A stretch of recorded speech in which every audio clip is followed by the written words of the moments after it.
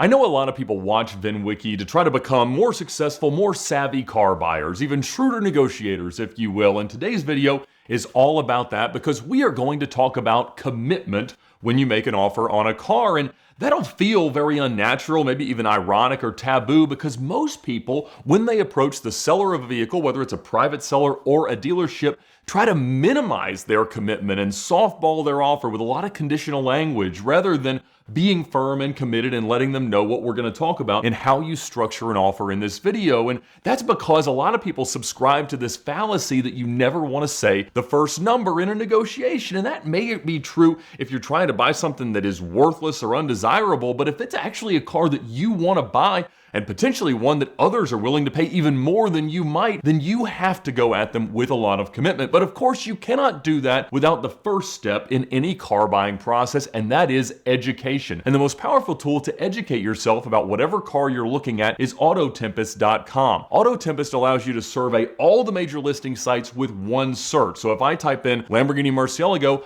I will see the results from Cars.com, Car Gurus, Auto Trader, eBay, Craigslist, and Facebook Marketplace nationally, all the cars that are for sale with one search to very quickly and efficiently understand the asking prices across the entire nation, which allows me to know where my offer ought to be based on the mileage and the condition and all the specs and the ways that I've understood the presentation of this car to market. So check out Autotempest.com at the link in the description below to start to learn more about whatever the car that you're looking at ought to be worth based on everything else that's out there. But even better than that, they have now released their price trends tool, which allows you to see the historical values of cars like yours over the past few years. And so that gives you an understanding of the value trajectory of whatever it is that you're looking at so that you can make the best offer possible. So check out Autotempest now to thank them for their support of VINwiki and be the shrewdest negotiator possible with Autotempest. So as we think about commitment in a car deal, one of the best ways to do that is actually to look at an entirely different type of transaction,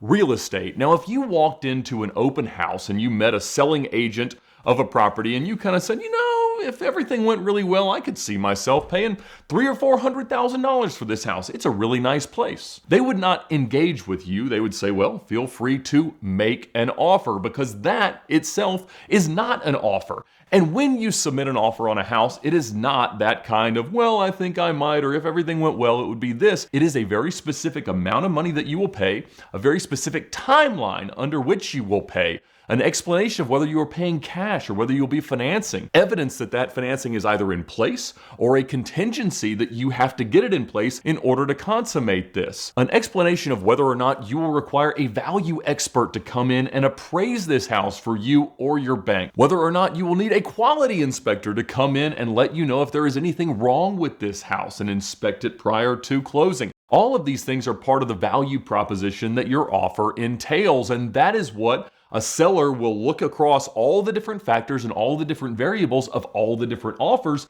and say, this is the most desirable one. And certainly there are cases where a lower selling price is more desirable because the rest of the stuff isn't nearly as messy. So let's start looking at applying that towards the way that we might make an offer on a car. Now, I want to say, yes, this is what I want to pay, but I'm not going to dwell too much. A lot of people get really bogged down as they lowball a seller with, well, this is why, and this is why, and here's a comp, and here's what it should be, and all these other things. And all that really invites is for the seller to say, well, that's not what my car is at all. My car's got 20,000 less miles and 3 less owners and 2 less accidents, and it's a much better spec. I mean, my car is better. So just let them know what you want to pay and then let them know how you're going to pay that. Let them know if you're going to finance, or let them know if you'll be showing up with a cashier's check or sending them a wire transfer, and exactly the time frame under which you're going to do that and take delivery of the car. Let them know if you require an inspection or if what you've been told about the car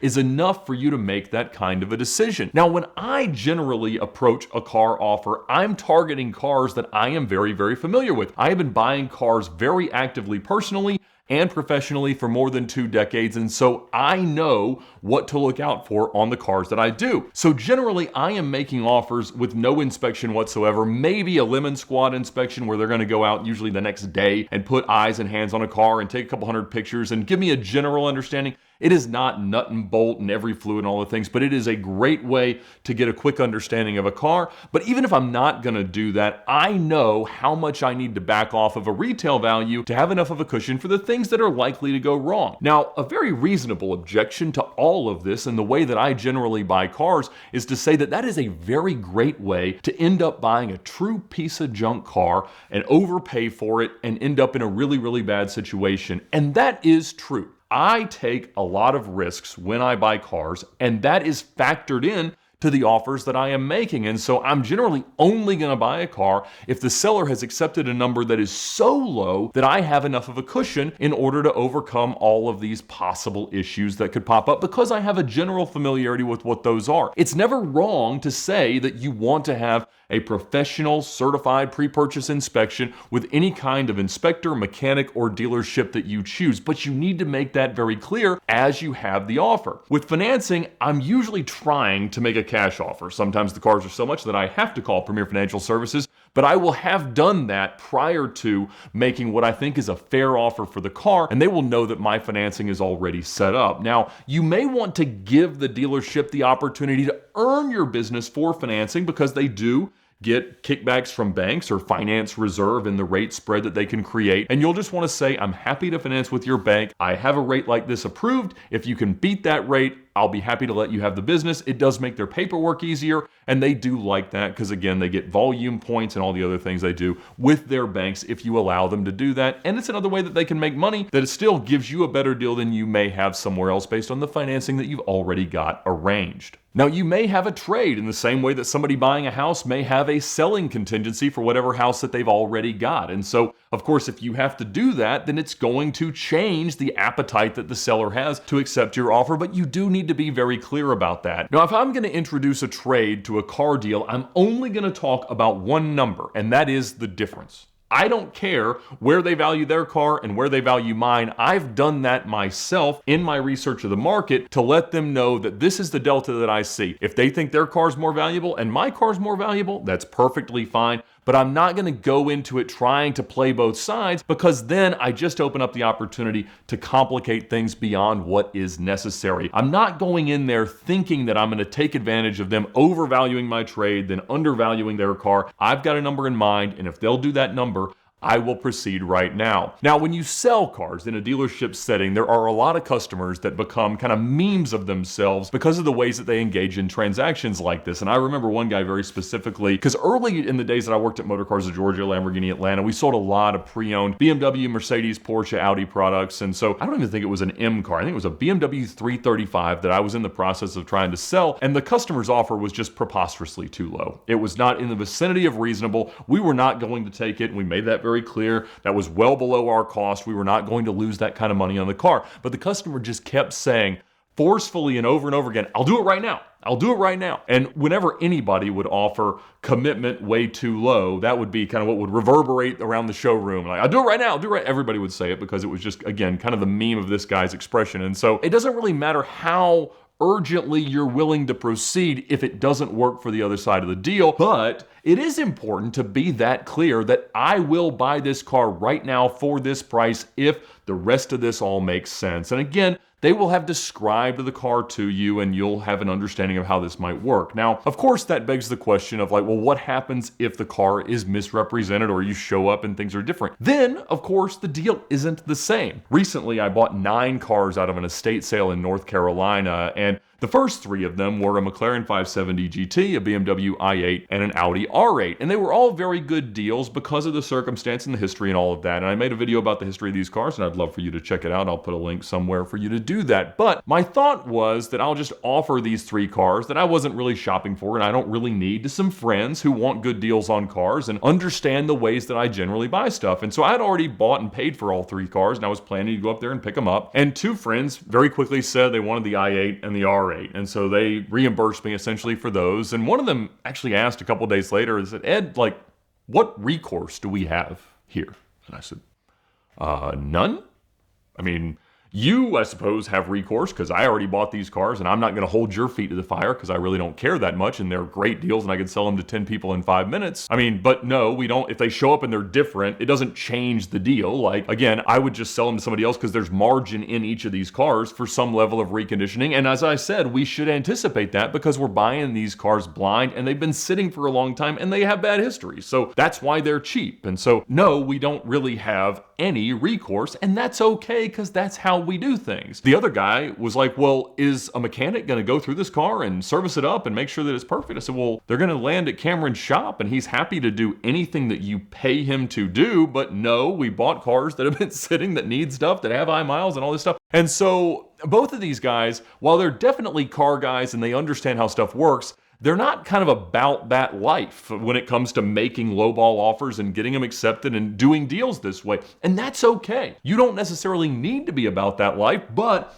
it is useful to understand how these kinds of offers are made. Now, I kind of had this vision of seeing how these deals played out and how easy they could go, about maybe even trying to build some arena or subscription concept where all these cars that I get offered and I enjoy the process of engaging in the negotiation and identification of good deals and stuff like that, I could just sort of relay through this model because YouTube's always pushing us to do subscriptions and courses and stuff like that. And I don't want to do courses. I mean, this is the free course on commitment from Ed, but I realized that this was a lot more complicated than I felt like it needed to make my life, and I don't really think that is going to be the ongoing model. But one of the ways that I try to think about making offers is based on the difference between wholesale and retail. And I've talked about the different ways profit comes up in a car deal, and one of them is the difference between wholesale and retail. But the difference isn't the car, isn't the buyer, it is the context of the offer. So like, for instance, if a Mercedes dealer takes in on trade a Honda Accord, that is not likely to be something that they want to clean up and put on the front line and try to retail to a buyer that walks up to a Mercedes-Benz dealership. They are probably going to wholesale that car.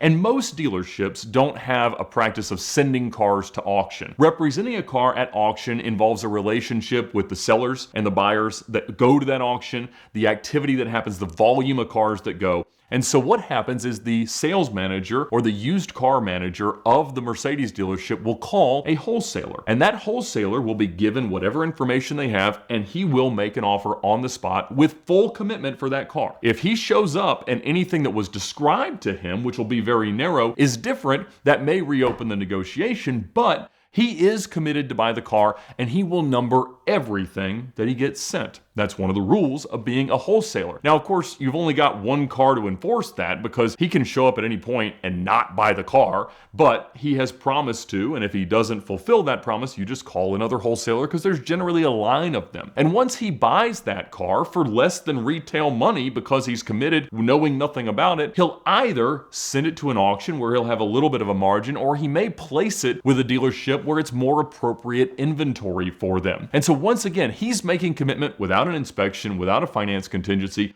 an agreement to pay very immediately in cash, and he's only getting the information and he's not asking for more. So that is a really, really convenient way for them to sell a car, and obviously they are willing to sell that car very much below retail. That is why a trade-in value is below a retail value. And so a lot of people don't understand that, but that is the fundamental way that it happens. Now, as an end user, as a not a dealer, because I am not a dealership, although I have plenty of dealer friends and I tend to run cars through dealerships when I can, I am generally making offers not as a car dealer. And I do that knowing that other dealers will have a little bit more of a qualification to make a low offer, but generally a dealership or a private seller will prefer to engage with an end user, either because they don't want to see someone else make more profit on their car, or they just like dealing with the final person that's going to have it. And so it's important to kind of understand who you're up against in most cases when you're making one of these offers. So the goal of all this is that when you make an offer,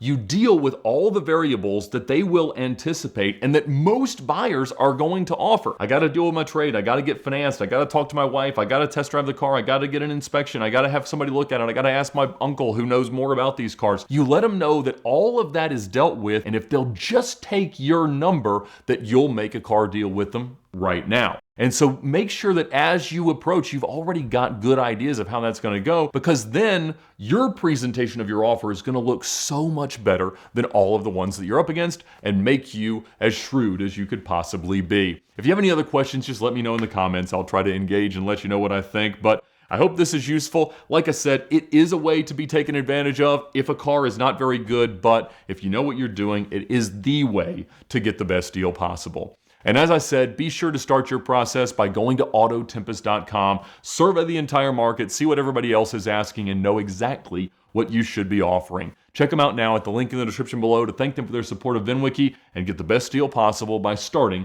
with Auto Tempest.